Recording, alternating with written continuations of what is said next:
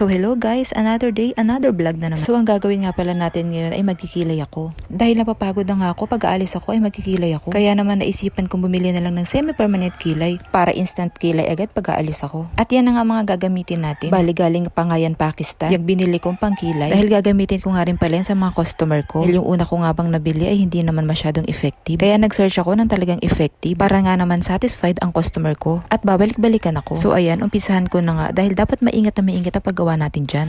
So ayan, natapos na nga tayo at papatuyuin lang natin yan. And ayan, natuyo na. Ibinabad ko nga lang yan ng mga 30 minutes para naman talagang dumikit. Ayan, aalisin ko lang yung mga excess dyan para talagang makita ko kung talagang effective at kapit na kapit. So ayan, na-amaze nga ako at sobrang ganda talaga na kinalabasan. O ayan, kitang-kita nyo naman na nandiyan talaga yung stain niya, diba? So sa mga pagpapakilay dyan, PM nyo na ako dahil may time pa ako today. At syempre, presyong makamasa lang yan. Sobrang tuwan-tuwa nga ako sa naging resulta dahil ngayon lang talaga ako nakita ng effective na pangkilay. O ayan, instant kilay tayo mga mamshi.